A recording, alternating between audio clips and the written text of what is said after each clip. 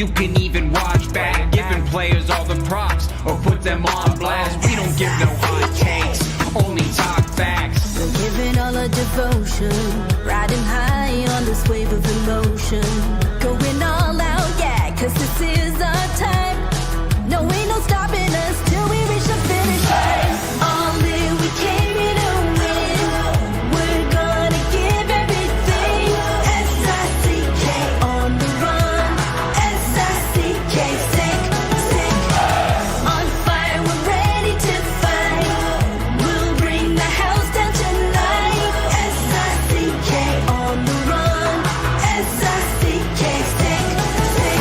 Playing on the car ride, play it when you lounge. X and O, you know that we can hold it down. Shout out to my man Sammy, got it off the ground. And to all the listeners tuned in right now, got debates, analysis, and speculation. This is sports talk for the new generation. You know where to find us, got a reputation. Sick podcast, your #1 sports destination. We're giving all our devotion, riding high on this wave of emotion. Going all out, yeah, cause this is our time. No, ain't no stopping us till we reach the finish line. All in, we came here to win. We're gonna give everything. S-I-C-K on the run. S-I-C-K, sick, sick. On fire, we're ready to fight. We'll bring the house down tonight. S-I-C-K on the run. S-I-C-K, sick, sick. S-I-C-K is the sickest podcast. Tune in for the audio, or you can even watch back. Giving players all the props or put them on blast. We don't give no hot takes, only talk back. S-I-C-K, S-I-C-K, S-I-C-K, S-I-C-K, S-I-C-K, S-I-C-K, S-I-C-K. All in, we came here to win. We're gonna give everything. S-I-C-K on the run. S-I-C-K, sick, sick. S-I-C-K is the sickest podcast. Tune in for the audio, or you can even watch back. Giving players all the props or put them on blast. We don't give no hot takes, only talk facts. We're giving all our devotion, riding high on this wave of emotion. Going all out, yeah, cause this is our time. No, ain't no stopping us till we reach the finish line. All in, we came here to win. We're gonna give everything. S-I-C-K on the run. S-I-C-K, sick, sick. On fire, we're ready to fight. We'll bring the house down tonight. S-I-C-K on the run. S-I-C-K, sick, sick. Playing on the car ride, play it when you lounge. X and O, you know that we can hold it down. Shout out to my man Sammy, got it off the ground. And to all the listeners tuned in right now, got debates, analysis, and speculation. This is sports talk for the new generation. You know where to find us, got a reputation. Sick podcast, your #1 sports destination. We're giving all our devotion, riding high on this wave of emotion. Going all out, yeah, cause this is our time. No, ain't no stopping us till we reach the finish line. All in, we came here to win. We're gonna give everything. S-I-C-K on the run. S-I-C-K, sick, sick. On fire, we're ready to fight. We'll bring the house down tonight. S-I-C-K on the run. S-I-C-K, sick, sick. S-I-C-K is the sickest podcast. Tune in for the audio, or you can even watch back. Giving players all the props or put them on blast. We don't give no hot takes, only talk back. S-I-C-K, S-I-C-K, S-I-C-K, S-I-C-K, S-I-C-K. S-I-C-K. Turn up your volume. Because you're about to listen to The Sick Podcast. With Tony Marinaro. 55 seconds left in the penalty, a minute and 27 seconds left in regulation time. Boston 4, Montreal 3. Lapierre coming out rather gingerly on the right side. He gives it into Lapierre, back to LaFleur. The sickest Montreal Canadiens podcast. You're in the ball! Sports entertainment like no other. Rejoint, on lui fait perdre la rondelle, une passe devant. Et c'est le dégagement et ce sera la victoire des Canadiens. Stanley pour les Canadiens, leur 23e de l'histoire. You found the dogs! John, you found the dogs! He found the dogs! And all together, they worked a young team to the top. And now, a 24th Stanley Cup banner will hang from the rafters of the famous Forum in Montreal. The Canadiens win the Stanley Cup! Brought to you by Energy Transportation Group. Driven to be different. Tibi. Embrace your true nature. And Playground, your premier gaming destination. It's gonna be sick. Then there were four games left in the regular season for the Montreal Canadiens, and tonight playing one of those 4-point games versus the Detroit Red Wings, who were 6 points behind the Canadiens with a game in hand on the Canadiens going into the game. Guess what? The Montreal Canadiens beat them, and they beat them by a score of 4-1. The Canadiens now 8 points up for the second wild card spot. The Ottawa Senators clinched earlier this evening. Things are absolutely looking unbelievable for the Montreal Canadiens, and to make things even better, earlier this afternoon, the Montreal Canadiens announced a 3-year entry-level contract with Russian superstar Ivan Demidov. There you have it, a 3-year entry-level contract. Demidov is on his way to Montreal, and the plan is for him to play a couple of games between now and the end of the regular season. And once again, the Canadiens' rest of the regular season will see them playing in Ottawa on Friday night, in Toronto on Saturday night, and then the final 2 games of the regular season, Monday at home versus Chicago, Wednesday at home versus Carolina, and then if all goes well, and it looks like it's going fantastic right now, the Montreal Canadiens will make it to the NHL playoffs and likely an encounter with Alex Ovechkin and the Washington Capitals. The Sick Podcast brought to you in part by Energy Transportation Group, a leading full-service logistics provider serving all of North America, driven to be different. Also brought to you in part by Playground. The Moneymaker Tour is coming to Playground. Playground is set to host the Moneymaker Tour from May 7th to May 20 with over $1.4 million in guarantees. This is your chance to experience world-class poker alongside the tour's namesake, 2003 WSOP main event champion, Chris Moneymaker. But that's not all. Chris Moneymaker himself will be at Playground, playing in events and hosting an exclusive meetup game on Saturday, May 17 at 4 p.m., where you can take a seat and battle with the legend at Playground. Without further ado, let me bring in one of my collaborators this evening from La Poche Bleue and La Poche Bleu, Blanc, Rouge, former Montreal Canadien, Max Lapierre. What's going on? Salut, Tony!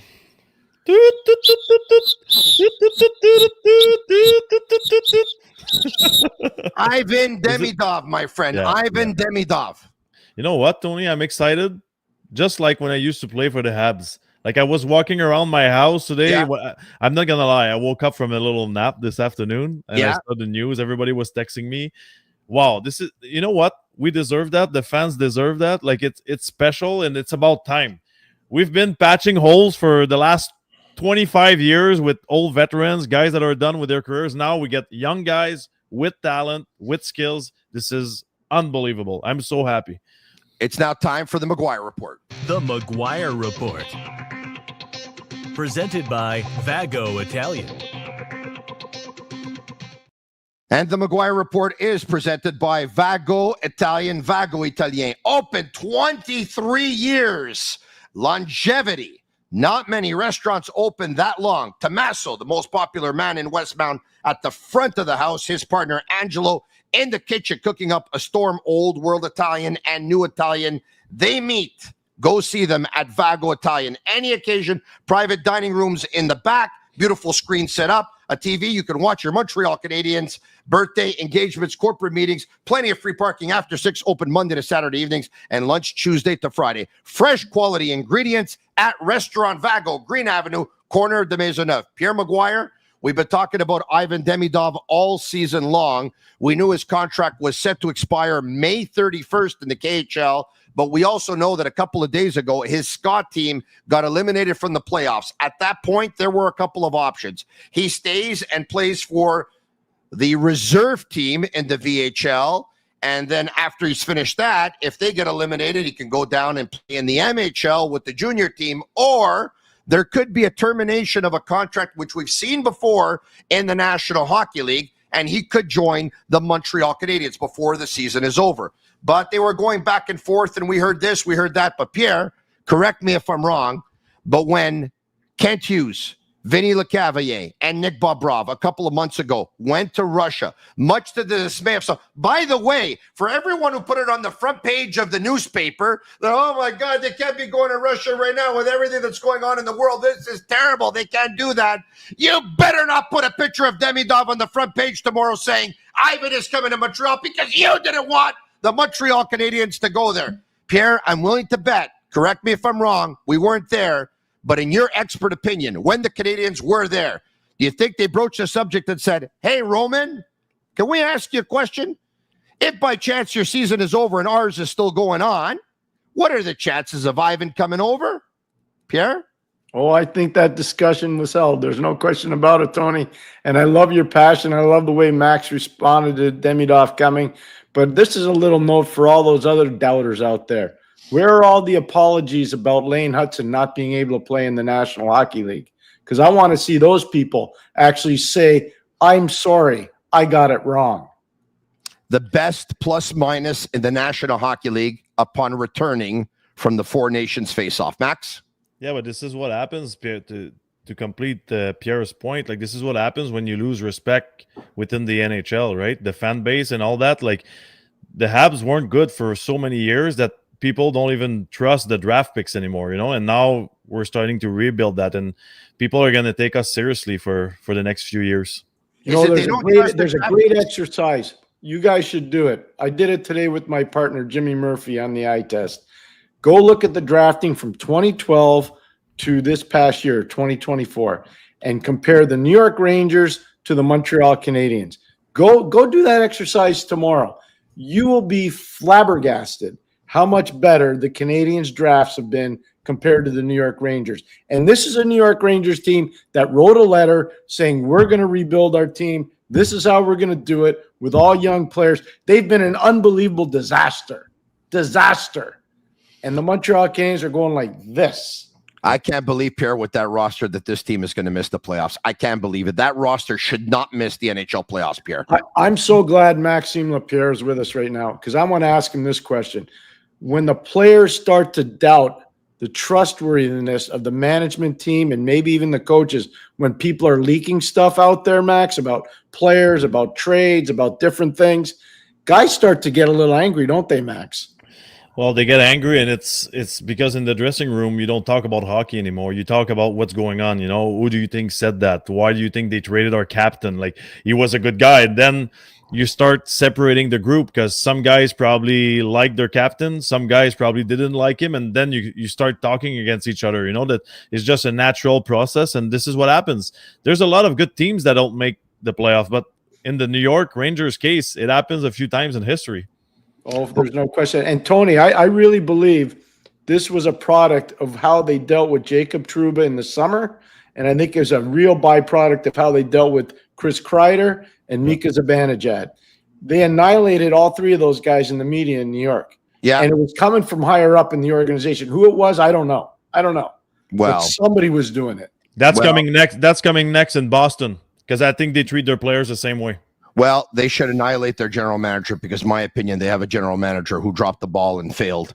And you know what? There's another one in Carolina as well. Pierre is too conservative and very much a nice guy. He held that position before, so I know he doesn't want to criticize someone else in that position. But in my opinion, they aren't worthy. And you know what? The New York Rangers are a very prestigious organization, and you have to have one of the best general managers in the game if you're going to be the New York Rangers. I really believe that. They're an original six team. There's a huge tradition there. Anyway, you know what? Screw the Rangers. Let's talk about the Montreal Canadiens, guys.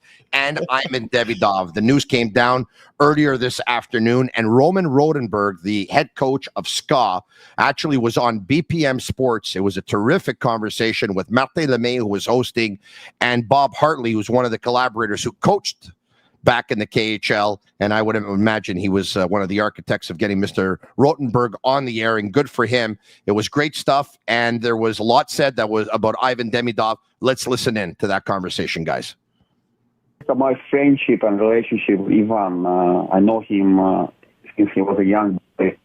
When he came to SKA, when he was a very young boy, and I know his father, I know his older brother, I know his family, I know how hard his father worked to develop his sons. His brother is still playing in our system, and he's doing great in our second team, in our SKA Neva team in the second league, VHL. So it's like everything together. But of course, I'm in this case, I'm trusting 100% opinion of the player. That's what matters to me the most. His opinion, and he's asked me, can I please go to play, and then I can show my skills against, hopefully, in playoffs against Washington, and if it will be against Alex Ovechkin, who just did a great record, all-time record. For goals. For the best goal scorer ever. Yeah. So this will be something great for everyone. I think this is for hockey, a great hockey development, like international hockey development, Canada-Russia relationships, all that. And I think he's a special guy, special player. And I saw that he's ready. Honestly speaking, I just saw that he's ready to play, in NHL and playoffs. And it was just my relationship with him. And then I think it was something great. But, we always waiting, Ivan, if something goes wrong or something goes bad, we wait for Ivan always. We are ready to have him in SKA anytime. I understand. And There you have it. One of Roman Rotenberg, who says, I asked Ivan, what do you want to do? Because there was the possibility to play in the VHL with his brother. There was a possibility to play in the MHL after the VHL playoffs would have been over, or they would have got eliminated. And Demidov said to him, I want to show what I can do in the National Hockey League. I want to play against the best in the world. I want to have an opportunity to play against Alexander Ovechkin and the Washington Capitals in the playoffs. Pierre, that's music to the ears of Montreal Canadiens fans. But Pierre, talk to us about all of this, right? I mean, is it safe to say that when Kent Hughes and Vinny Lecavalier and Nick Brov went down, they brought some of Canada's best maple syrup as a nice gift that you give when you go pay a visit and say, here, and they break the ice. And then once again, after they talk about his development, they talk about everything that's going on in SKA, and they visit the facilities and the infrastructures.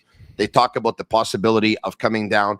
How do these transfers usually work, Pierre? Well, this one's a little bit more complicated. I don't know how this one got pulled off so easily, but I'm going to have to think that Nicky Bobroff had a lot to do with this. He's really trusted over there. He's done a lot of work over there for a lot of years. So I'm going to say that he played a pretty critical role in this for the Montreal Canadiens. I had a little experience with this with a player by the name of Andre Nicolishin way back in the early 1990s. I tried to get Andre out. Back then, if you didn't have a player signed, I think the drop dead date was the last day of October. If you didn't have him, or sorry, maybe it was the last day of November. If you didn't have him signed by the last day of November, he couldn't be on your playoff roster. So I went over there, and the guy that I was negotiating with at the time was Alexander Steblin. It wasn't that easy to do back then. It was really tough, Tony. We eventually could not get him out. Nick Colishin came over and eventually got traded to the Washington Capitals, and he had a real good, solid pro career.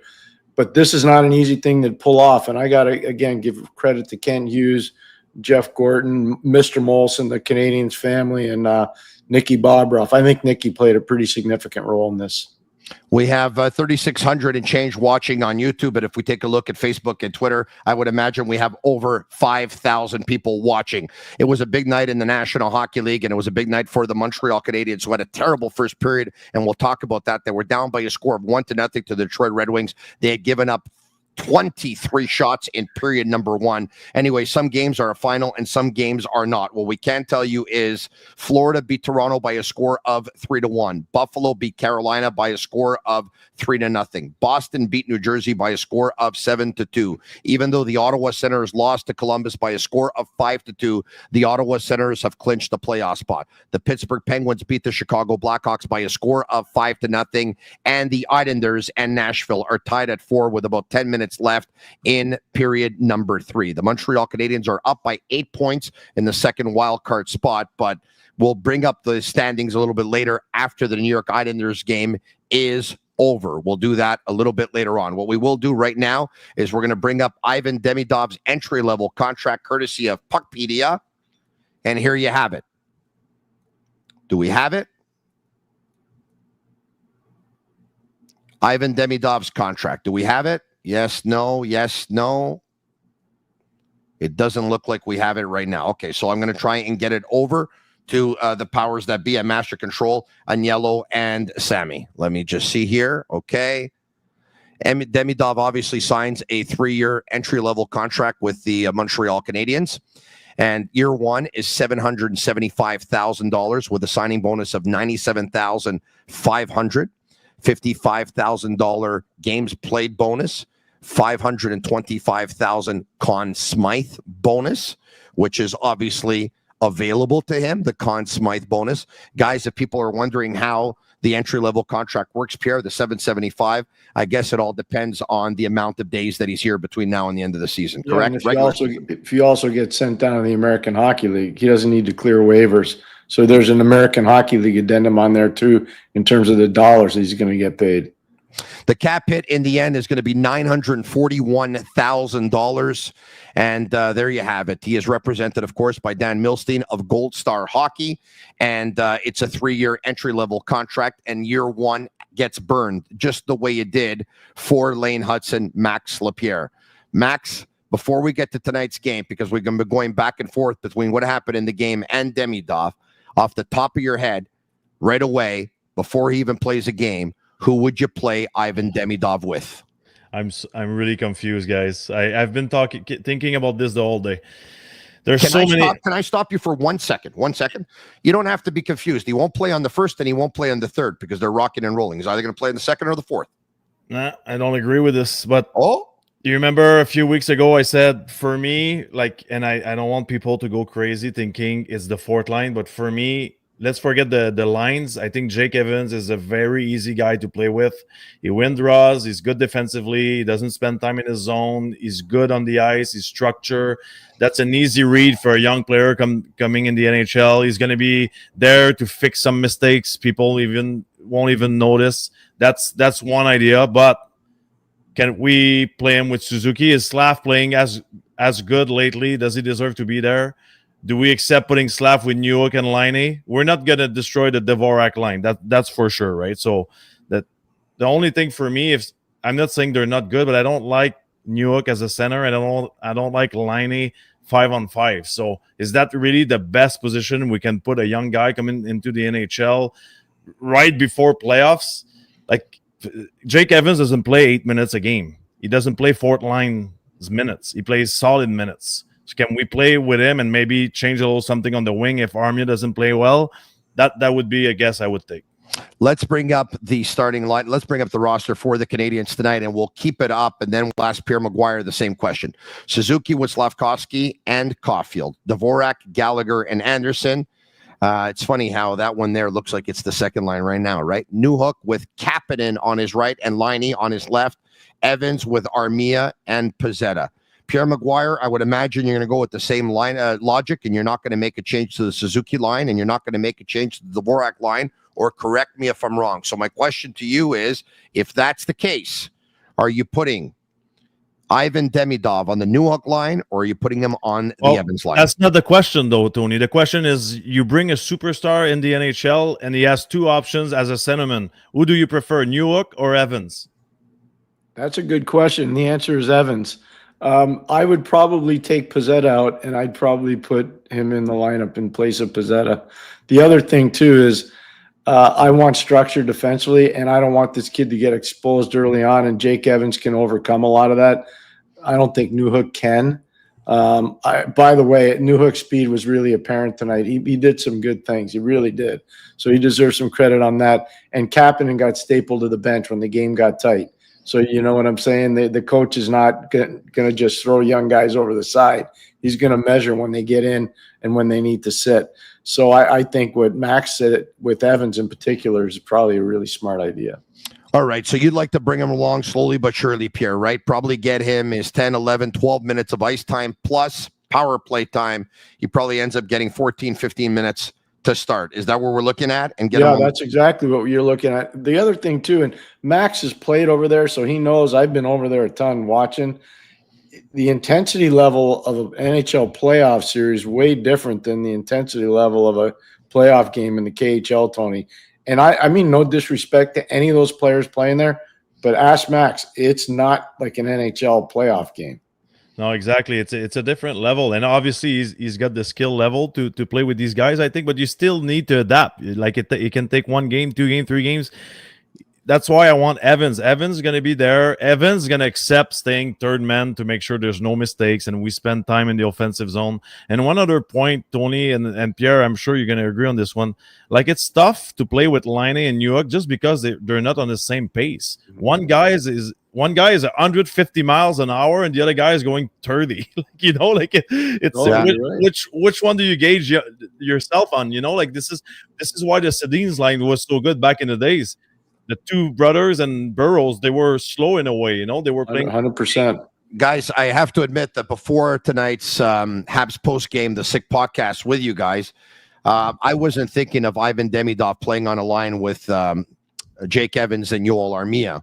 But now that we're talking about it, the one thing that can happen is the Montreal Canadiens can have a very dangerous fourth line again, because all of a sudden now Demidov's going up against other teams' fourth lines and he's going up against third pairing defensemen. The second he starts to get comfortable, he could eat them up. And Roman Rodenberg, by the way, what we didn't hear is him saying, I think Ivan Demidov can produce more in the National Hockey League than he did in the KHL. And he said, if you remember Artemi Panarin and his instant impact with the Chicago Blackhawks, I believe Ivan can do the same thing with the Montreal Canadiens.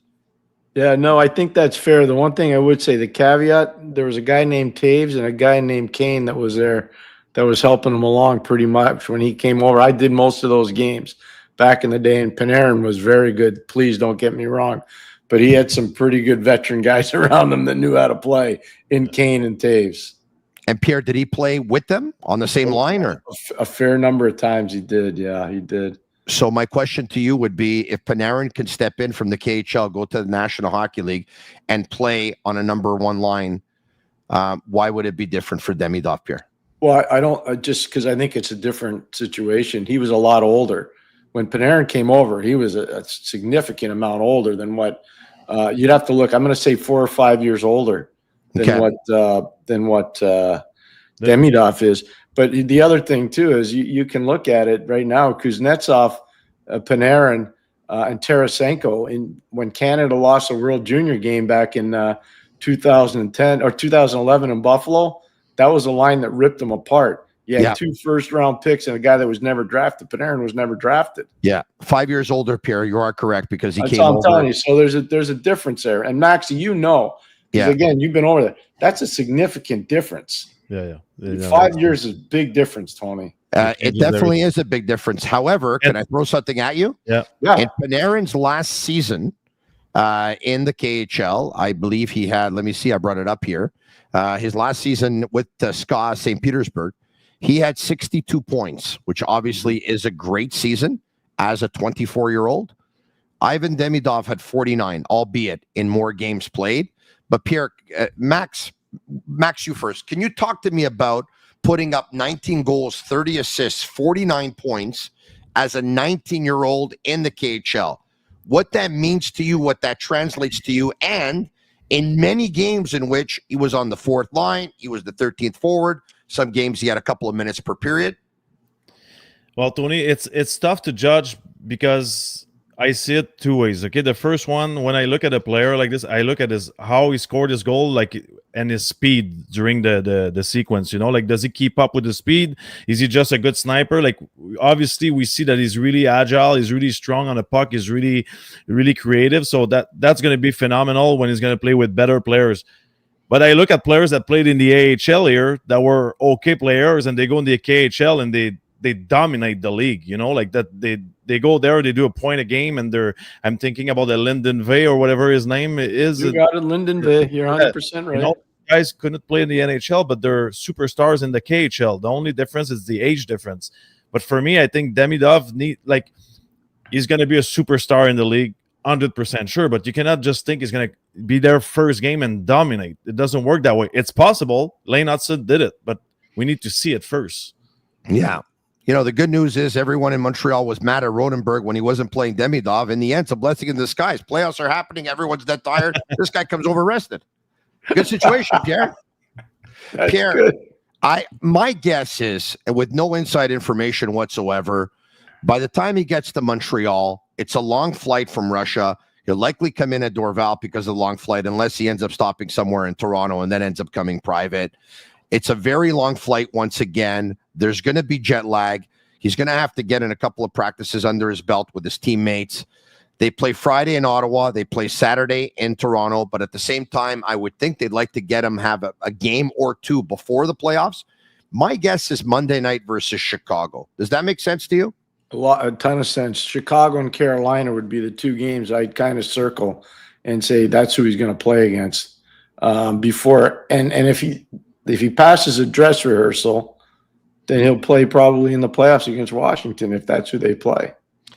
If you play him in those two games, Max Lapierre, would you play him with those two lines? Play him one game with one line and one game with the other to see how he fits with both? Yeah, but let's not forget here, though, the team goal is to make the playoffs. Like, it's not time to test anything. It's done, Max. Max is done. Yeah. I know it's done, but you know what I mean? Like, it like we're all happy, and I'm gonna buy my Demidov jersey, but it doesn't work like that in hockey. That you just look at a guy that played 78 games and you're like, bye, just beat it, bud. You're done on the first line. It doesn't work like that. Like, we just talk about the New York Rangers and team chemistry. It works. It works even when it's a superstar coming in, right? Like, you cannot just make everybody mad on the team for a 20-year-old kid, 19-year-old kid. It doesn't work that way. The Sick Podcast is brought to you part by Bomboloni Boss. I know that they're in all the metros in Quebec. I don't know if we can get a box over to Roman Rodenberg in Russia, but you know what? He deserves a treat for Montreal Canadiens fans. Bomboloni are known as puffs from heaven, fluffy dough and rich filling, differentiated from any other pastry out there. Available for order at bomboloniboss.com. Customers can build their box with the flavors they choose, regular size and minis available. And once again, you can buy the frozen ones at Metro grocery stores. They're absolutely awesome. You thaw them out or you put them in the microwave for about a couple of seconds, and boom, they're unbelievable. All right, okay. Let's get back to the game tonight. Pierre. Are we already done with Demidov? I thought it was a full show about it. No? We'll get back to Demidov. But Pierre, can you begin to explain what happened in period number one? Is it possible that the news that has Montreal Canadiens fans going crazy and sports radio stations going crazy and even radio stations and TV stations that are non-sports going crazy, the whole city is buzzing? We haven't buzzed like this in a while, Pierre. Last time the city was buzzing like this, the Montreal Canadiens were in the Stanley Cup final in 2021. So it's been a long 4 years. Is it possible that the news was kind of a distraction, that the news kind of threw off the players a little bit at all? No, I don't think so. I think you got to give some credit to Detroit. They brought an A game in the first 20 minutes. There's no question. They owned the neutral zone. They frustrated Montreal in the neutral zone. Montreal didn't look like they had their legs. They really didn't. I think part of that is fatigue. They didn't deserve to win the game on Sunday night, but they found a way to do it. That was tremendous, and that's a sign of a good team, a team that stays together. But I think there's some fatigue in that room right now, and they're very fortunate that they showed a lot of courage the last 40 minutes of that game. They really did. And Sammy Montembeault was outstanding in the first period. I mean, he had some divine intervention too. There was one that beat him clean and went right off the post. If that's a 2-0 game, I think it's a harder game for Montreal to win. Guys, I don't know if you will agree on this, but I've watched so many Detroit Red Wings games this year. They did the exact same thing to a lot of teams. Like, their first period, they're really strong. They skate so hard. They're physical, and there's no room on the ice to be creative or do anything. I agree. Max, Pierre talked about the Canadiens being a tired team. Do you think it could be that? Because once again, take a look. Yep. The Canadiens played on Tuesday, then they played on Thursday, then they played on Saturday, then they played on Sunday, then they played tonight on Tuesday. That's a lot of games, Max. What is that? Tony. 5 and 8? Tony, this is exactly the same thing we were seeing before the Four Nation break. This is exactly the same way they are playing. You can see their gas. Go through the lineup. Yes, but this one's finding a way to win, though. Yeah, but that's okay because they got the skills to do it and they're opportunistic. Like, but if you look at every single player on this team except maybe the first line, every guy is playing more minutes than they're supposed to. So at one point, for sure, you're tired. Don't you remember before the break, Four Nation? It was so tough for them, and then they took a break. They came back. They're winning since. Pierre, how about if the Montreal Canadiens go into Ottawa and they win on Friday night? Would you rest a player or two on Saturday, the following night in Toronto? I told you and Max the other day that when they went into Nashville, I would rest Savard. They did. And I would, if you win on Friday night, I'd start to rest some guys. Yes, 100%. Yes. Not a big game for the Ottawa Senators because they lost. But then again, the Ottawa Senators could end up getting third spot. Well, it's going to be tough now because Florida won tonight. They beat Toronto. Yeah. So it's going to be a little bit tougher. But it's a good point by you. The one thing I'd say is you got to identify it. And Max knows this too because he's been in those rooms. You got to, especially the older guys or the key guys, there's some guys need breaks. They're playing hurt. Nobody's saying anything. And you just got to say, okay, I'm saving you from yourself. I know you want to play, but I'm going to save you from yourself. That's, my God, the fan base is going absolutely nuts right now. Isn't it nice to see, right? Record numbers for everyone, record numbers on television, record numbers on radio, record numbers on YouTube. The Montreal Canadiens, it looks like they are going to the dance. Once again, it is not over yet. Oh, my God. The New York Islanders just took the lead in Nashville, guys, by a score of 5-4. So the Islanders do not want to go away. The Islanders do not want to go away. Pierre, if Detroit doesn't make it, here's a team that didn't they start their rebuild before the Montreal Canadiens? Yeah. What does this mean for what's happened in Detroit? I think they had the rest of this year, and they're probably going to be told by ownership, if you guys don't get this going next year and you're not in the playoffs, it's going to get pretty messy. I don't think there's going to be any mess happening this summer, this offseason, but I would guarantee if the same thing happens next year, there'll be changes, big changes there. Let's go to the score sheet. Once again, in period number 1, it was the Detroit Red Wings that opened the scoring on a goal by Dylan Larkin, on a pass by Patrick Kane. Pierre, for a second game in a row, Mike Matheson makes a very, very costly mistake to open the scoring. He got caught in no man's land, and Maxi's been there before too. I was there too a long, long time ago when he wanted to go, then he hesitated, and then he went, and he was too late to jump, and he got beat at the blue line. Look, it's just a misread. It happens. He got caught. But you know what? I look at that Nashville game, the turnover that leads to the first goal. Look at the rest of the game. Mike Matheson was really important for that team, logged huge minutes. And again, down the stretch tonight, logged huge minutes. I know they're mistakes. I get it, but I'm not going to bury the guy. I'm not going to do it. Almost 32 minutes in Nashville on Sunday night. Mike Matheson led the Montreal Canadiens, by the way, guys, with 25 minutes and 40 seconds. Guess who was second? It was Caden Gooley, guys, who I thought Gooley was getting a lot of extra ice time. I thought Gooley was fantastic tonight, guys. He played 25 minutes and 2 seconds. I thought he was excellent. He was, except for one sequence where he came over. He made a 2-on-2 into a 2-on-1 pretty fast. He made a bad read, and Lucas Raymond missed a wide open net. Yes. That's it. I'm telling you. And I'm like, okay, this is a coachable moment. Robidaw's got to tell him, I know you're going for the hit. Just sit down, relax, calm it right down. I just want to add something about the Madison story because I feel like it's going everywhere right now in Montreal. Some people are saying he should rest. Some people are saying he's good. Annihilated. There's like no, but like people are fighting about Madison. I just want to explain my point of view. When I played in Vancouver, and I think one of the best coach in the NHL was Alain Vigneault. I loved playing for him, and after every game we had a sheet, okay, and the stats weren't about goals and plus and minus. It was you get a +1 every time you make a nice play that helps the team, and you get a -1 every time you do a play like Madison did on that play. That would be a -1, right? And then you look You got a standings in the room from the game, like who's first in contributing to help the team. And like if you do 9 good things and you do 1 bad thing like you did there, he's +8. Like you're on top of the standings in your team and you help the team win the game, But we're so emotional in our way to see a game that we're like, oh my God, did you see the mistake again? Madison again. He plays 28 minutes tonight. Try to focus on what he does right. There's a reason why, I'm not saying he's the reason, but there's a reason why the Canadiens are in the playoffs right now is every single guy in this dressing room contributed to that success. You don't just, if you're really weak at a position, you don't get in the playoffs. It doesn't work that way. So you need to be smart in your judgment. It's so easy to judge a guy that plays 28 minutes tonight. Guess what, guys? I never did a freaking mistake in my life. I was playing 10 minutes a game. I was chipping the puck in the glass. It's easy. It's the easiest thing in the world, right? I'm not going to let you do that to yourself. You're a really important player, especially in 2010 when you upset the Washington Capitals. I did every game in that series, and I know what you meant to that team.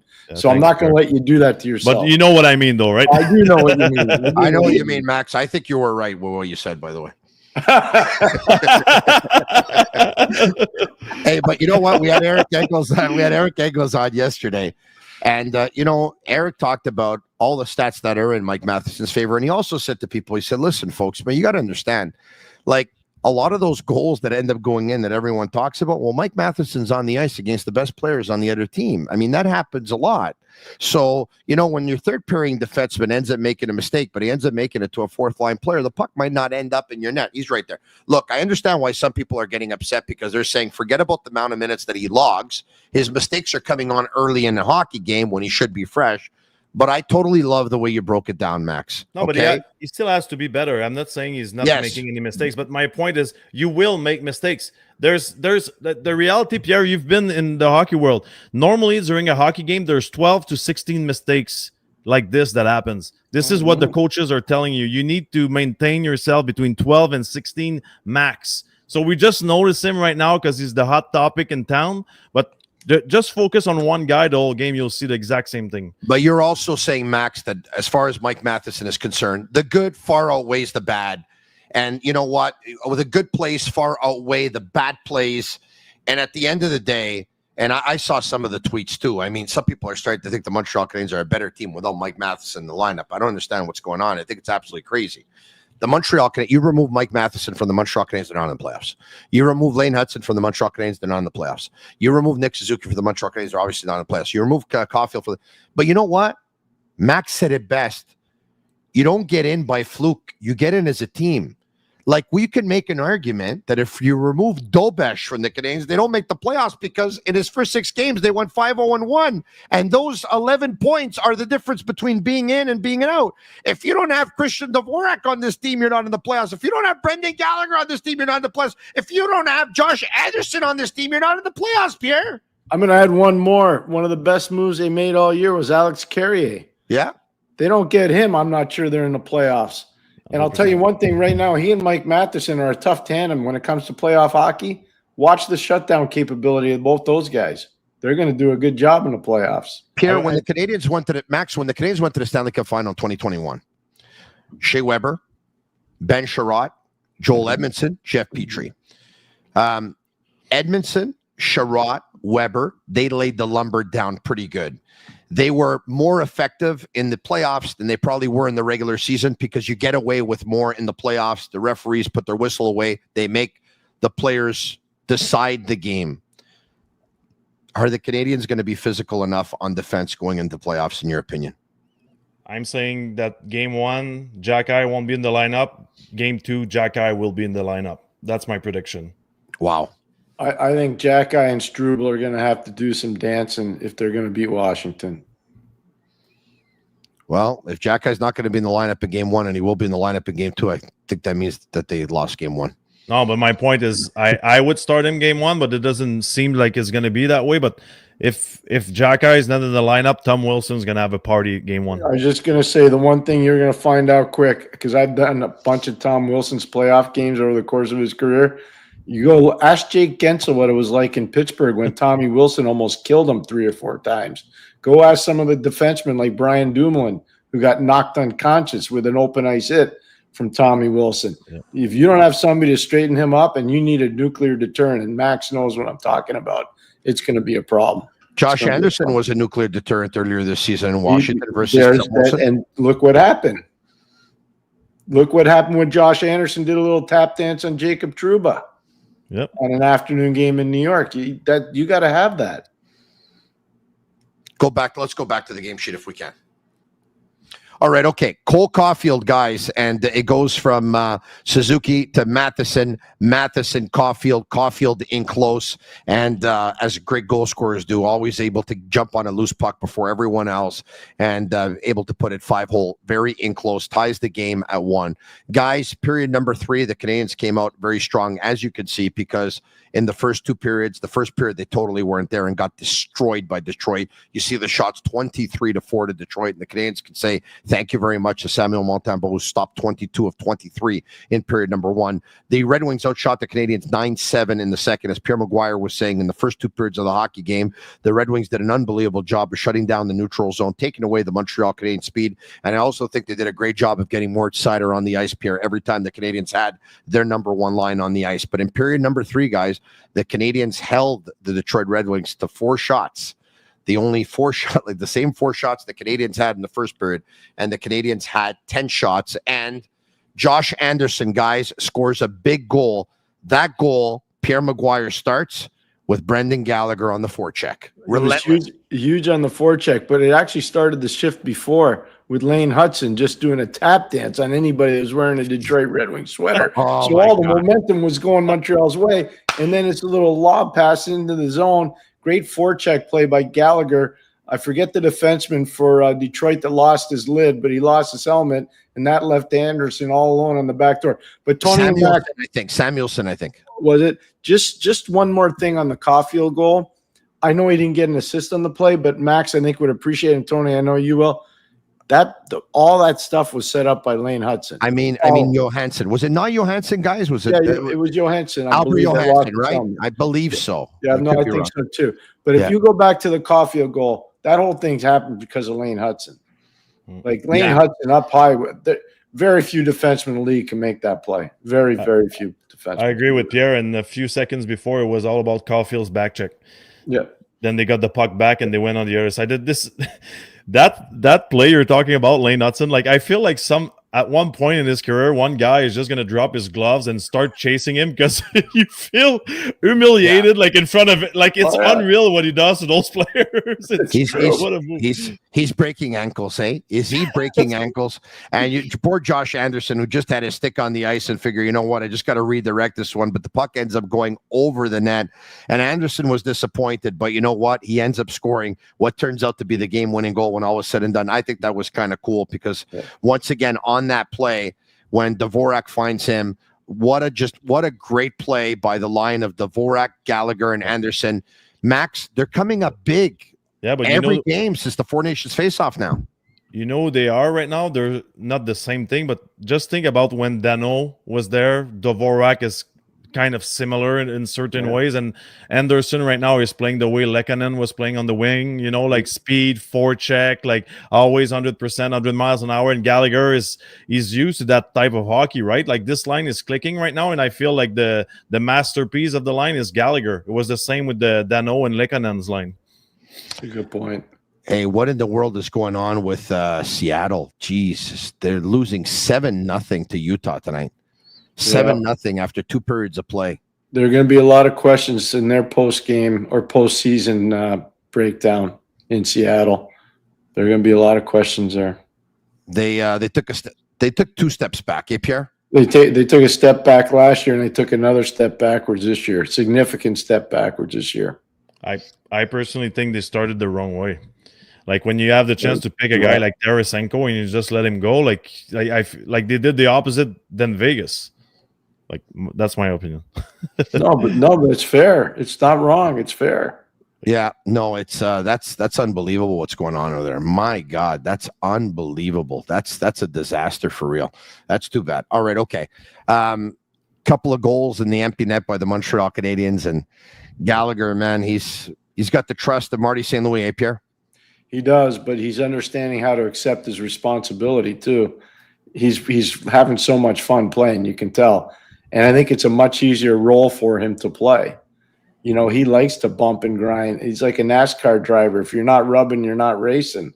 You know, and he likes to do that. He really likes to do it. So I'm just happy to see an older guy doing well like that. I really am. Let's not forget that's the 3.0 version of Brendan Gallagher, because when St. Louis arrived in Montreal, they tried to change his game a little bit because he seemed tired on the ice, and he wasn't himself, right? Like you just said, Pierre, he wasn't going to the net, he wasn't trash talking, he wasn't physical, and I feel like they reevaluate everything, and now he's a faster version of the old Gallagher. You know, like he hits when it's time, he goes in traffic when it's time, he does just do it all the time. He plays the right way. He seems way faster that, like, even when he was younger, he's faster now than he was at his first steps in the NHL. I agree.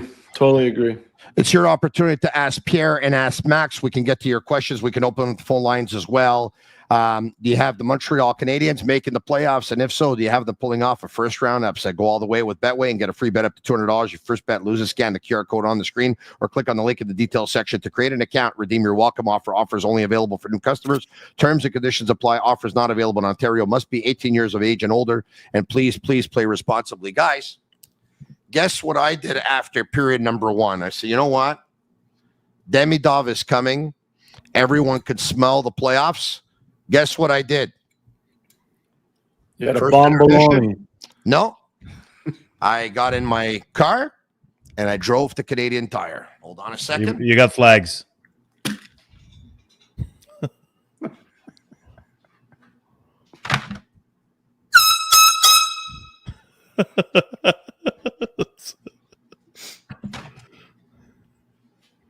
Uh-oh.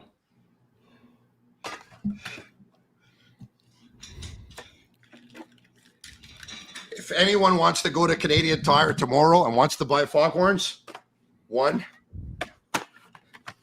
3-pack, that's 4, 5, 6. But what are you going to do with this? 7, 8, 9, bigger 110, 3-pack 13. Okay, explain. He's going to drive around Ville LaSalle pumping that thing every night. One more. One more. One more. Oh my God.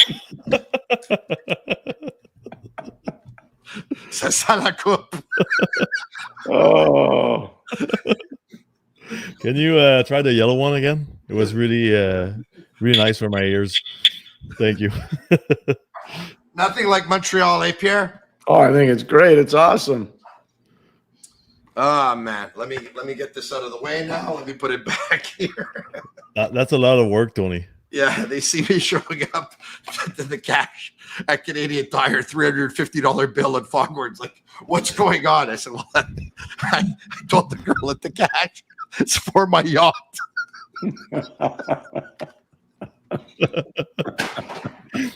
Oh boy. Well, it's nice to see you're shopping same place you're getting your haircuts.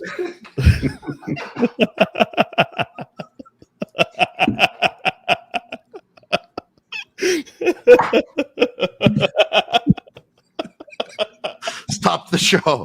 All right, let's go to the phone lines at 1-888-5856, 1-888-585-7425. I think that's the funniest thing Maxim Lapierre has ever said. Conrad on line 1. Conrad, thanks for calling the Habs postgame. What's on your mind? Yeah. Thanks, Tony. Thanks, Maxim. Thanks, Pierre, for having me on. I'll jump right to it. I got a question for you guys. So I know that we've been talking about Ivan Demidov, and obviously that's the news of the day. Obviously, the win with the Detroit Red Wings tonight almost puts us out of reach, and it looks like the playoffs are about to happen. I do have one question. So we've been talking about Lane Hudson here for quite a bit and talking about just what he brings, and obviously size doesn't seem to impact his play at all.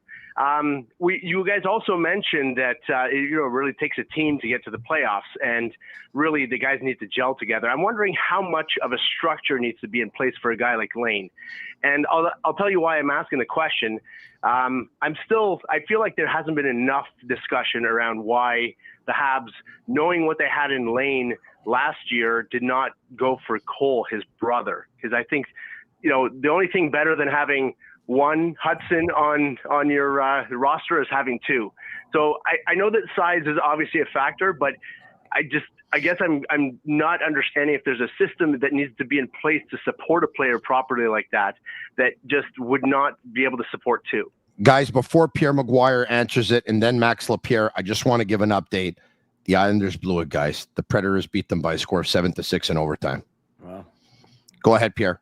Well, I know Cole Hudson's game really well, and I know his brother Quinn's game really well, too. He's a first-line player at Boston University. So there's more than just Cole Hudson. There's Quinn Hudson as well. Cole's a good player, but you can only have so many guys under 5'10" playing defense in the NHL. And Cole and Lane are basically redundant. I don't think you can have two players like that on the same team. That being said, I can tell you Cole's a tremendous player. Washington Capitals got a real good player. I don't think he's as good as Lane, but the similarities are pretty scary. Max? Well, I mean, it's obviously exciting that is his brother and he's playing as well. But sometimes, I guess, in the war room, they're not on the same page on every player. It doesn't matter if you're family or not. But was he available, Pierre, when the Habs? Yeah, he was a second-round pick. He was available. Yeah. I don't know. Let me ask you this. I mean, he's not very big, Max. He's small. He's probably smaller than Lane. Yeah. Out of curiosity, as far as the two players are concerned, does it handcuff an organization to have brothers like that? Like, do they get into situations where they start to think about long term if they needed to get rid of one of them because maybe it wasn't panning out? No, I'll use New Jersey as an example. You have Jack Hughes and you got the other Hughes on defense, Luke Hughes. That wasn't a problem at all. And part of what went into that, Tommy Fitzgerald, who's the general manager of the New Jersey Devils, he went to college at Providence College, and one of his teammates was Jimmy Hughes, the father for both those players. So he knew the family infrastructure really well. I don't think that's a problem at all. Back in the day, before Maxi was playing for the Canadiens had Frank Mahovlich and Pete Mahovlich. They got them both from different towns. One guy came from Toronto, one guy came from Detroit. They had no problem. They wanted those two players on the team. Didn't matter.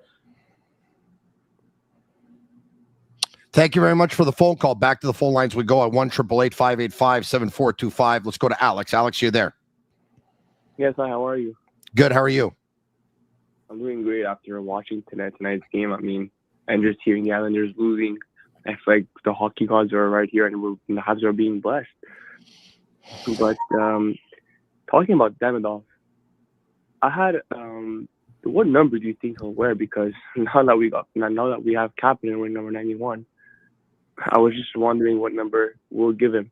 And I actually like Kapanen's game, despite he's getting 10 minutes. But I really like his game. And would you guys remove Armia for him? Because Armia can't shoot, obviously, and he's pretty much doing nothing besides the PK. So I was just wondering if you guys would be willing to remove Kapanen or Heineman, remove Armia for Kapanen or Heineman in the playoffs. I'll tell you right now, you're playing Alex Ovechkin in the playoffs. I'm keeping Armia for the PK 100%. Doesn't matter if he just plays on the PK. You're going to need – this is going to be a battle of special units, 100%. PK and power play in this series is going to be super important. Yeah, I would take Michael Pezzetta out of the lineup and have no problem putting Demidov in. But considering that now the Habs are 3 points back from Ottawa, and Friday's game is huge for playoff implications for the first wildcard seed, do you guys think the Habs can fetch that first wildcard seed and probably play the Leafs, and things can change in the lineup? Well, I mean, if they win the next game, they're going to be 1 point away. So it's going to depend how both teams manage their lineup from resting players and all that before the end of the year. But I think at this point, doesn't matter if you're playing Toronto. They're going to be as physical as Washington. I think they've changed their mentality. They want to prove a point right now that they're not the soft team they used to be. So Toronto or Washington is going to be a physical series. I agree. And the other thing too is Toronto has something that they haven't had in a long time. They got a shutdown tandem with McCabe and Tanev, and they're going to get a steady diet of Slafkovsky, Suzuki, and Caulfield, and they'll try to rough them up. So it doesn't matter whether they play Toronto or whether they play Washington. I don't think. I know Washington's got 9 more points than Toronto. I think Toronto's better than Washington, personally. I think Toronto has the best roster on paper in the Eastern Conference. I really do. Doesn't mean they're the best team, but I think on paper they have the best roster. Mark, you there? Hello. Yes. Hello, Mark. Yes. Hi. How's it going, guys? Very good. How are you? Great. Thank you. I'm fantastic. Today is one of the best days to be a Habs fan, is it not? Oh, it's good. Oh yeah. I want to say, Max, I feel like you were selling yourself short earlier. Yeah.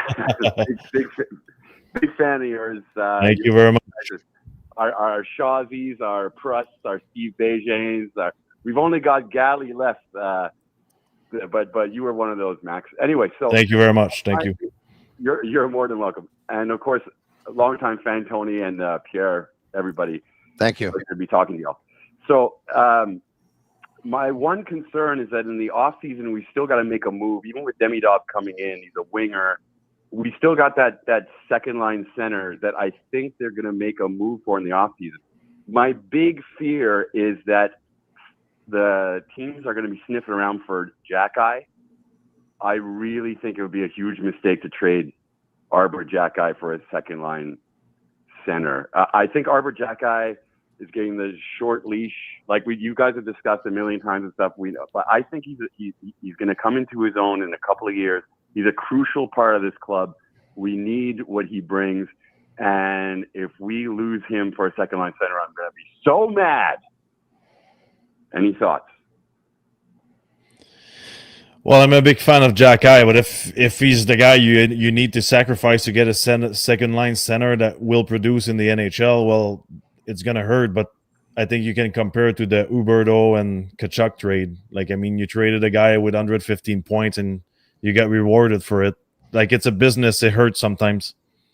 I get it, but I mean, don't you think we have some guys like some other prospects? Like, what if you package, let's say, a Mayu or even a Michael Hague? If we're, because Michael Hague, we're hoping he's going to develop into that second line center. But if they're going to get one who can play now, can't you do like a Mayu and a Hague and a pick instead of sacrificing Jack-Eye, who we put so much effort into? Also, hold on a sec. Hold on. 1 second, please. 1 second, please. Yeah. You'd rather trade a young Michael Hage with the kind of season that he had at the University of Michigan? No, I'm not saying I'd rather. Well, you said you'd rather trade Michael Hage over Arbor Jack-Eye. And then you talked about how much the Canadiens have invested in Arbor Jack-Eye. You didn't even draft him. Tony, I'm spitballing over here. But I understand you're spitballing. But what you can love Arbor Jack-Eye all you want. I think Marty St. Louis is going to coach this team for a very long time. And the last 7 or 8 games that Arbor Jack-Eye was in the lineup, he played under 11 minutes, 1 game, 3.5 minutes. He doesn't have the confidence of the coach right now. Doesn't mean he can't get it back. I know. Yeah. But I think you like Arbor's play more than the coach does. That's kind of the point that's kind of, yeah, well, that's true for sure. But the point I was trying to make is I would like to give him enough rope in terms of years of development where we can see what this guy, because we know the things that he brings. We know the things he brings in the locker room too. Not only that, I know. Hold on a second, though. I understand the years of development you want to give him, right? But he's 24 years old, and there's 3 defensemen that are younger than him that are better than him. But you want to give him more years of development. If we lose him and we end up playing against him, we're going to hate it. If you keep him and you end up playing against the guy who's a second line centerman on another team and he ends up knocking you out when he could have been your second line centerman, you're going to hate that too. Well, there's no right answer here. There's no right answer, but you're the expert. I'm not an expert at all. But at the most important time of the season, they're winning their games without him. Yes, but doesn't mean he can't in the playoffs. I'm sure they will. Sure. Pierre, I'm sure they will need him in the playoffs.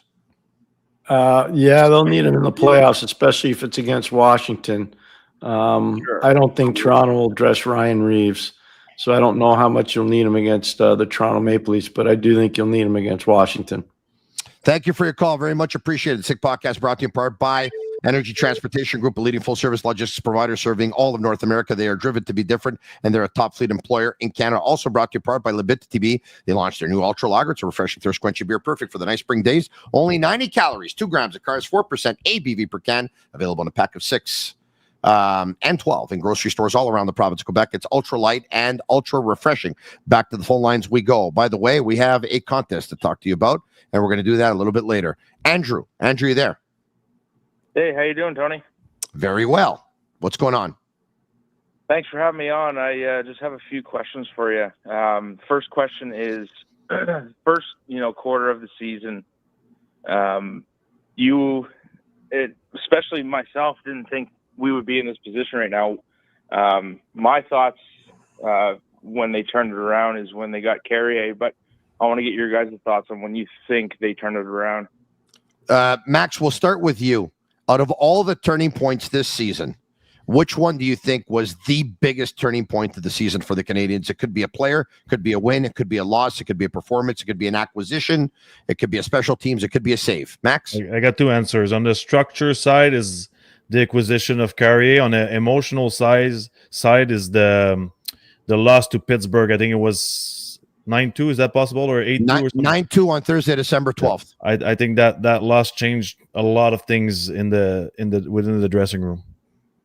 That's fair. I'm going to say they lost the game in Washington on a Thursday night, and they went into Pittsburgh for a Saturday night game, and the coach skated them harder than probably he'd ever had, and that was on a Friday, and it got their attention. They did lose in Pittsburgh, but they started to snap out of it. And I think that was a big turning point, that and the acquisition of Carrier. The game that Pierre McGuire is talking about, if memory serves me well, was on Halloween Thursday. It was a 6-3 loss in Washington, I believe, and they skated them hard on Friday, and they lost in Pittsburgh. I think it was 2-1. I think the Penguins scored an empty net goal to make it 3-1 on that night. They lose that game. How about the decision, the conversation with Nick Suzuki? When Nick Suzuki goes into Kent Hughes' office and says, Kent, do me a favor, man. Don't trade any of the unrestricted free agents. Keep the whole team together. And Kent Hughes says, Nick, if you're going to come in here and you're going to tell me to do something, I'm going to tell you to do something first. Go out there, lead your team, produce, propel your team to victory. Give me no reason to trade those guys. And if you do, I won't. And they went out, and Suzuki had 13 points in the next 5 games, and they went 5-0. I think it's a big turning point too. Yeah. And there's all kinds of turning points, right? There's another one, guys. Yeah. When Primo went to Laval and Dobesh came up, 5-0-1 in his first 6 games. There's another one too. I think it was around mid-December, winning those 2 back-to-back games versus Detroit Red Wings, and all of a sudden they go into the Christmas holidays. They come back, and Dobesh wins that game 4-0 in Florida on Saturday, December 28th. The following night, I believe they win 5-2 in Tampa with Montembeault. A couple of nights later, on a Tuesday afternoon, they win 3-2 in Vegas. Montembeault makes about 3 huge stops with about 30 seconds left. The Canadiens go to Chicago on a Friday night. They lose, but Dobesh wins in a shootout in Colorado. And the week after that, or 2 weeks after that, they also won a big game in Dallas. They also won a big game in Utah. And that was pretty big. That was pretty big. Ari, you there? Yeah. Ari, what's on your mind? Nothing. I just wanted to talk to you. But first of all, thanks for taking the call. And, thank you. You guys are definitely the best trio. That's for sure. Thank you very much. We're at 4,000 watching on YouTube, and probably about Sammy will let me know how much we have overall between Twitter and Facebook as well. But we're 4,000 on YouTube. It's a pretty good number. Amazing. What a whirlwind season, eh? From thinking early on in the season after so many blowouts that we'd be picking maybe another top 5 to a top 10, and now playoffs. I'm still shocked, to be honest. Anyways, quick question. I know we've been talking about Demidov all day, but what do you guys think of Evans? Like, I think you made a good point about Evans being the center for that line, which he's responsible and all. But what about Lane, Patrick Lane, sorry? Yeah. On the wing, even though he's a little bit slower, but he could probably benefit greatly from Demidov's like passing ability and vision, especially 5-on-5, where he's lacking a bit. And also imagine a world where Hudson's winning the Calder and Demidov the next year. I don't think that's ever happened in the history of the NHL, but that would be pretty cool. That'd be really cool. What do you mean it's never happened in the history of the NHL? I don't think it's ever happened back-to-back Calders on the same team. I don't think that's ever happened. Pierre, I don't know. I don't think it has either. I mean, Malkin and Crosby, maybe that could have happened. I mean, obviously it didn't happen, but that probably would have been the closest thing, right? Well, the Malkin year was Ovechkin, was it not? No, Malkin and Crosby were the same, but they came in the same year playing. Same year? Or is They played the same. Yeah, Malkin was drafted in Ovechkin's draft, but Malkin didn't come right over the first year. You're right, because I have it here in front of me. Yeah, exactly. Ovechkin guys won the Calder in 2005, 2006, and Malkin won it in 2006, 2007. Oh, did they? Yeah. You said Malkin twice, so you say Ovechkin won it in 05, 06, and Malkin won it in 06, 07. Yeah, that's what I'm saying. So I don't think it's ever happened. That's my point. Yeah. Because Malkin. Pretty well. Anyways, guys, thanks for taking my call. Yep. Thank you. Thank you. You know what I've just noticed? Sidney Crosby didn't win the Calder. Nope. OV. Yeah, it was Ovi. Yeah. OV. Yeah. I'm trying to see if there's back-to-back the same team like the gentleman talked about. I don't think it's ever happened. That would be unreal. Well, it happened in the 50s, by the way. It happened with the Rangers in the 50s. So it happened with Toronto in the 40s as well. And but I'm trying to see in the 60s, 70s. Did it happen in the 70s? In the 70s, did it happen in the 70s? No, it did not happen in the 70s either. Did it happen in the 80s? It did not happen in the 80s as well. Did it happen in the 90s? Wow, that's a great question by the caller. Eh? It did not happen in the 90s either. Did it happen in the 2000s? It did not happen in the 2000s. So it did happen, guys, in NHL history, but we're going back to the 50s, guys. It's probably going to happen. I think there's a good chance, eh? But Demidov's going to need a centerman, Max Lapierre, next year for it to happen. Can't do it by himself. You're right. And honestly, I have no clue who it's going to be. But I know it's going to be another magic trick by Kent. 8,500 watching on all social media platforms. Let's go to, do we have Ray? Ray, you there? Yeah, I'm there. Go ahead, Ray. Can you hear me? Yes. Hello. Ray, go ahead. Thanks for having me, guys. You're welcome. Exciting day. On the topic of Demidov, I just wanted to ask Pierre, with his expertise, who he would think a NHL comparable would be to Demidov at this point. Like, after watching the game tonight, I'm thinking Patrick Kane would be amazing if he turned into the player that Patrick Kane is. But do you think he could be better than Patrick Kane, or do you foresee there's another player that he's more comparable to? No, that's a great comparison, by the way. That's a really good one. The only thing is Demidov's bigger. He's thicker. But that's a good one. That's a really good comparable. Look, you're going to see when he gets the puck in confined areas, you're going to be blown away by some of his creativity and his elusiveness. So, yeah, no, it's pretty special. Pretty special. It's going to be like a muscular version of Lane Hudson. And then just on that topic there, like, I know he's probably going to come in and play a little bit of minutes on the second power play, but maybe not this year. But do you foresee maybe next year him being on the first power play, and who would come off that first power play, considering Patrick Laine is still going to be there? Hard to say. I think it has to be Slav. if one guy needs to come off the power play. This is some realities we're gonna have to learn how to deal with because it's been a long time. But good teams, they have a good second power play, and good players with a lot of goals are going to be waiting for their turn. That's reality of playing on a good team. Now, when we're talking about a rebuild, this is the next step in the rebuild is, are those guys ready to accept their roles on a good team? That's another part we need to evaluate in the future. Yep. Josh Anderson and Ivan Demidov signing with the Canadiens. Obviously, some positive news today. You never know what's going to happen with the situation over there. It's a confidence booster for the group. We've heard a lot of amazing things about him. We're excited for him to join us. Pretty cool, huh? Very. Pretty cool. Yeah. All right. Why don't we take a couple of questions for Pierre and Max? Before we do, we have Matthew. Matthew, you there? Matthew, go ahead. All right. I love this show, guys. Thank you. Thanks. Thank you.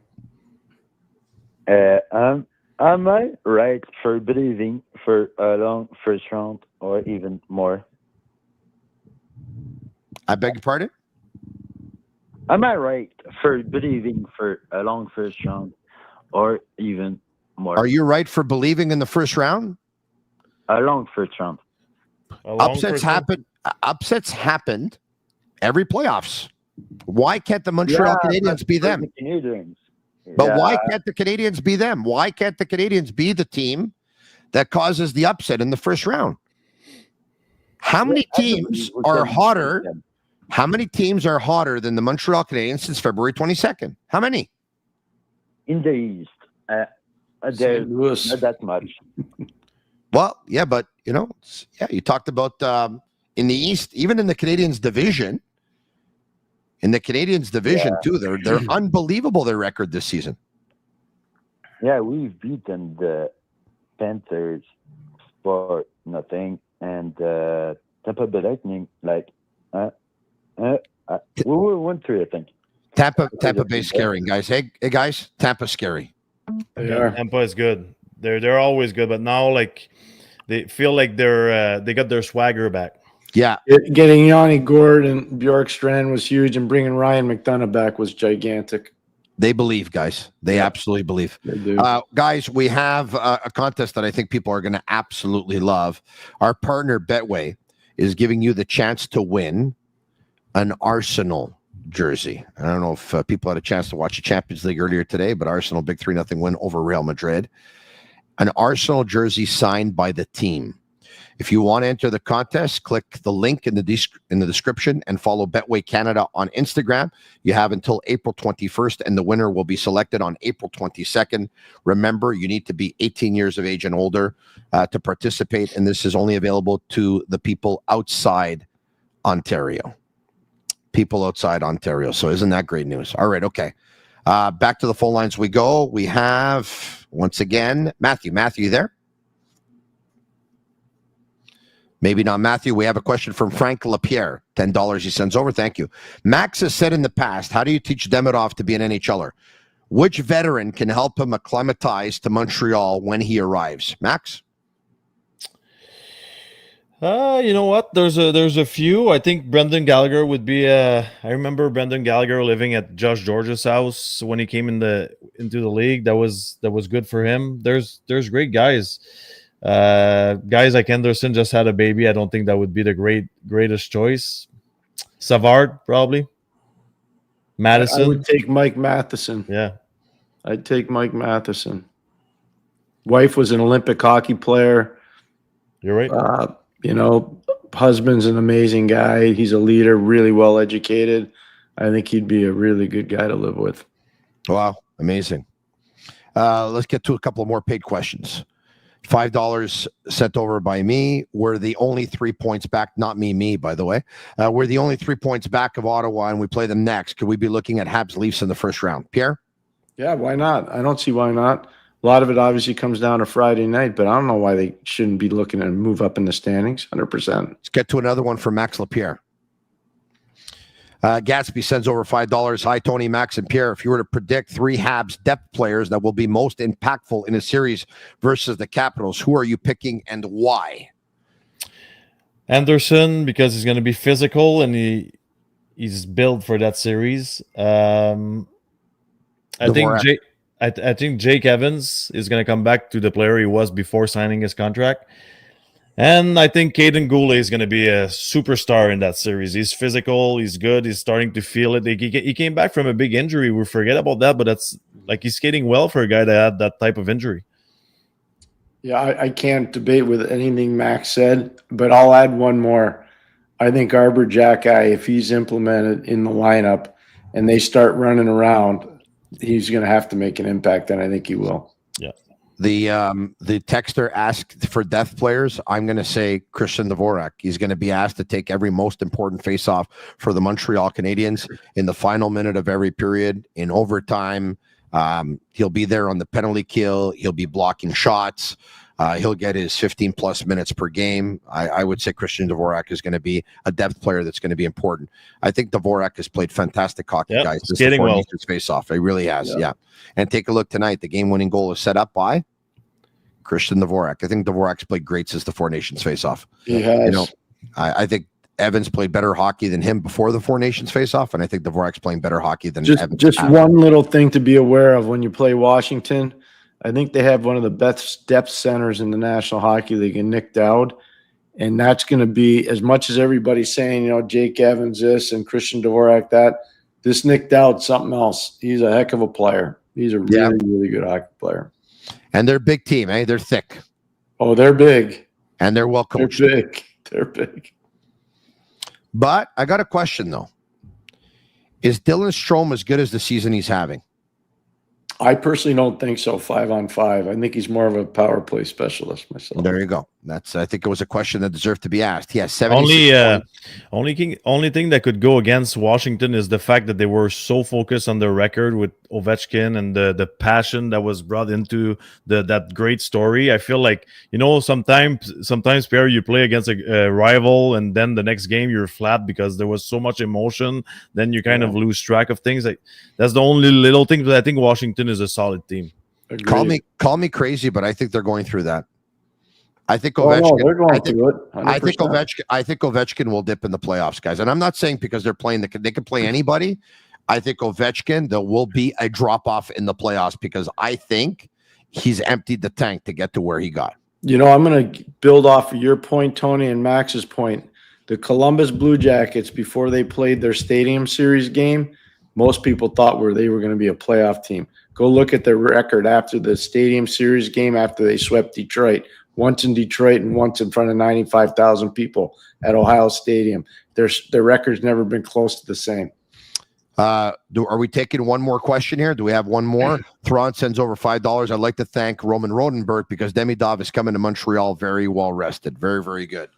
I think that's it. Pierre, will you be in on Friday night after the Canadiens and the Ottawa Senators? Yes, sir. Well, I got news for you.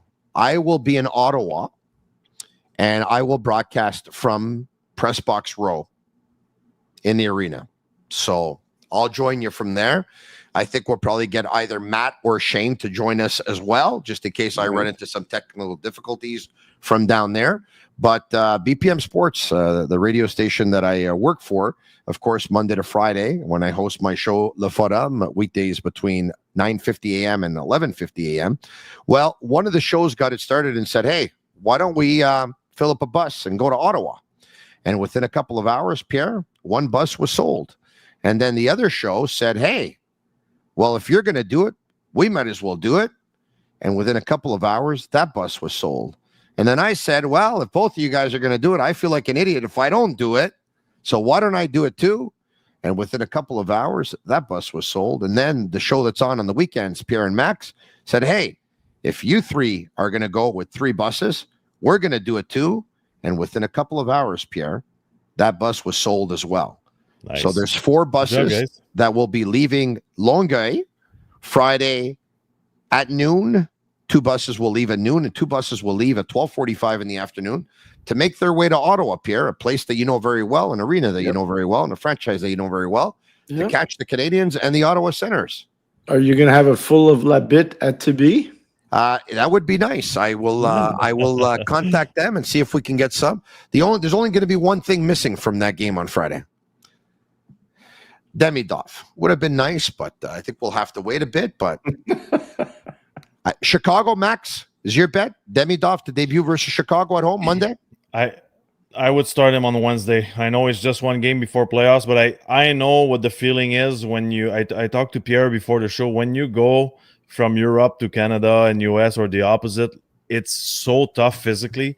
Like, I think the more nights you can have with the time change and sunlight and all that, I don't want a kid to come in the NHL and his first experience, he feels like he's not himself. I want to give him the best chance possible, and for me is to stretch it all the way to Wednesday. You know what, Max, I'm so happy to hear that even well-conditioned athletes are tired, because I thought I was the only one that when I went to Europe for 5 days, I was like just a disaster. How a tough is physical it? mess. It's so hard. Tough, Like, you say? My God. Yeah. They say, and I don't know if this is true or not, I've heard this before, and I don't know if it's actually true or somebody that's pretty smart just made it up. They say that for every hour of jet lag, one day. Yeah. Right? So that's 6 or 7 hours. That's 6 or 7 days. That's it's a lot. probably he's coming from Russia, isn't it? More? Well, from Russia, I would think it's probably how long is that, Pierre? I've never been to Russia before, but I know you have. You're talking about the flight? Yeah. Well, if he's leaving from St. Petersburg, he's connecting somewhere. I'm going to say it's going to be close to 12 hours. Wow. Yeah. It's tough. Probably connecting London, Amsterdam, Paris. Usually some of those. One of those. Frankfurt. So, yeah.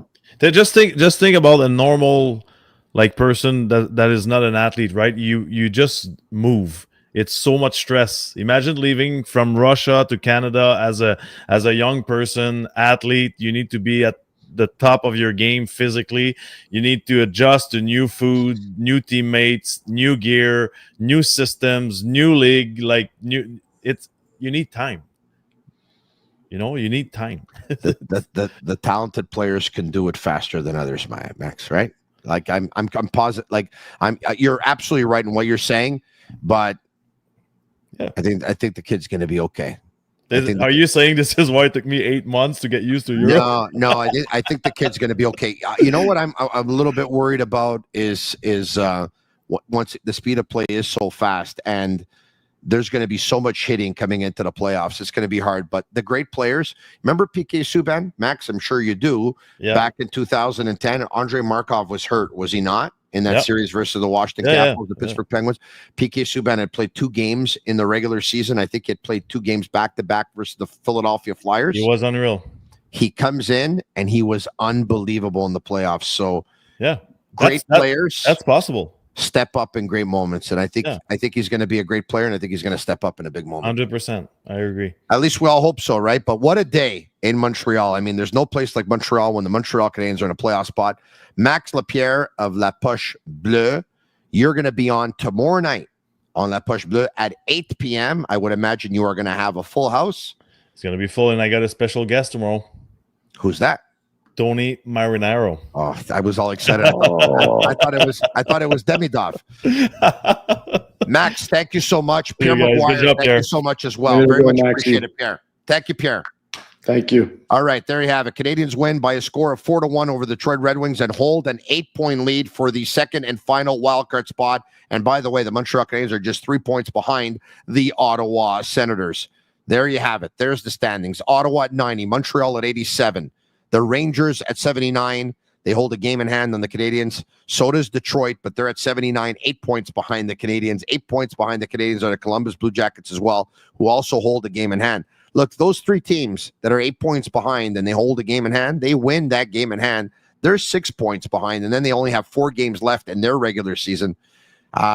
This one, folks, it's looking really, really good right now. It really is. The Islanders have 78 points. They played 76 games. They got 6 games left, but they're 11 points behind the Montreal Canadiens. The Canadiens are looking really, really good. Special thanks to Betway. Special thanks to Vago Italien Restaurant for bringing us Pierre McGuire and the McGuire Report. Special thanks to Bomboloni Boss once again, known as Puffs from Heaven. It's a fluffy dough with a rich filling. It's an incredible pastry. Check it out at bomboloniboss.com. Special thanks to Tibi, 2 Playground, and to Energy Transportation Group, and to all of you who watched tonight in absolutely huge numbers for Shane Gaumont and Master Control. If you like the podcast tonight, leave us a 5-star review. It's our way of feeling the love. Craig Button will be one of my guests tomorrow. I might even have a second guest. Talk to you again tomorrow night, 10 p.m., the Sick Podcast. Go Habs, go. And that's a wrap. Hope you don't miss us too much until next time. Follow the Sick Podcast with Tony Marinaro on YouTube, Instagram, Facebook, Google Play, and Apple Podcasts. The Sick Podcast is brought to you by Energy Transportation Group, driven to be different. Lapierre.tb, embrace your true nature. And Playground, your premier gaming destination.